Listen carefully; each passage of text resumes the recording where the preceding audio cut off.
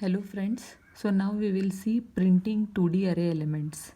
So it is similar to reading 2D array elements. We are using two for loops here, one for loop for row purpose, the other for loop for column purpose. So instead of scanf, we are just writing here printf statement. But we need to print the array elements as matrix format here. Okay, so we'll just consider one example. So we'll just see that suppose the elements what we have read into an array is like this. So 0th row, first column, first row, 0th column, first and second column.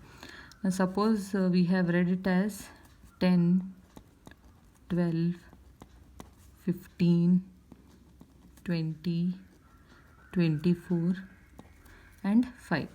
Now suppose the array what we have read is in this form. Now this has to be printed as it is in the output.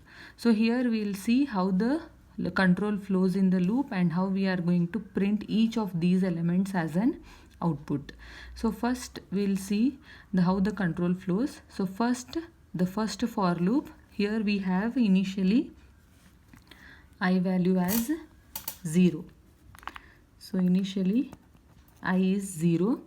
So 0 is less than 2. Yes, so this condition is true. And next you enter the loop.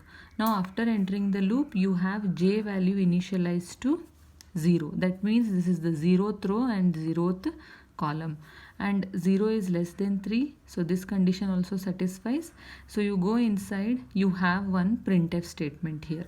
Okay, so what you are going to print here, you are going to print an integer value which is at location a of 0, 0.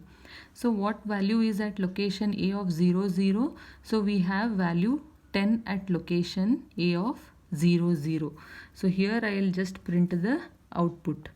So 10 will be printed on the screen and you have after that slash t. So slash t is used for tab. So after this we will have we will have our cursor moving forward 5 spaces.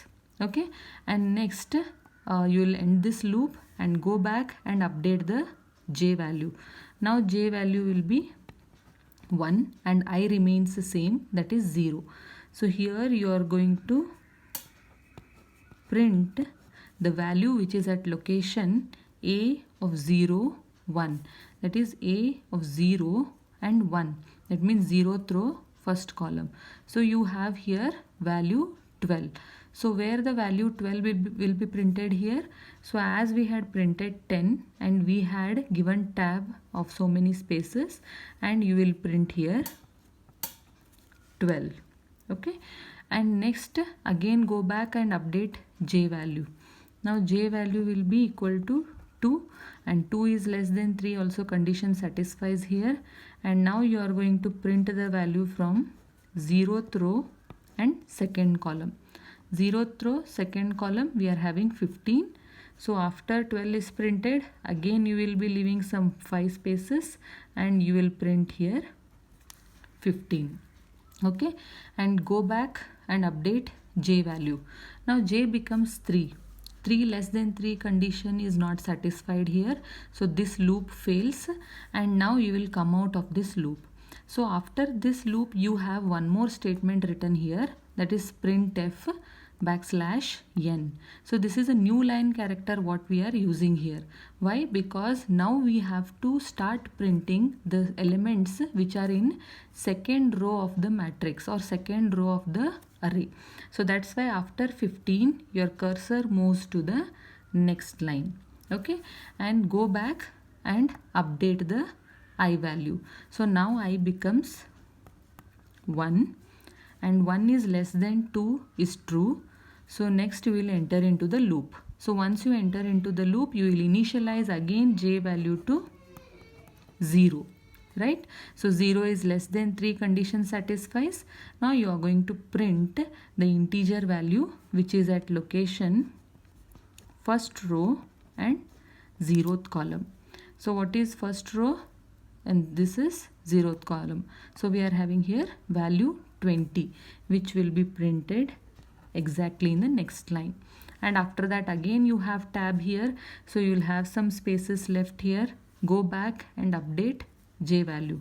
Now j value becomes 1. I value remains same.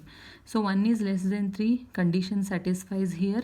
So print the integer value which is at location first row and first column. First row, first column you have 24. Okay, and next again j value is updated, that is j will become 2. Now you are going to print the value which is at location, that is first row and second column. First row and second column we have here is 5. Okay, and go back and update j value.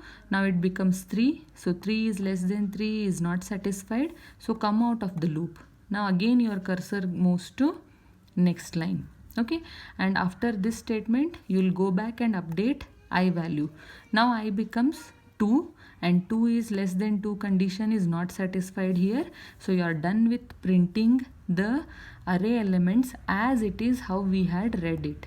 So as I told you, they are not actually stored in this fashion, they are stored in contiguous manner, but for our understanding we have to print in this way.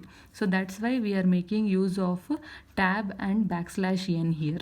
Okay, so this is how we are going to print the 2D array elements in a matrix fashion. Thank you.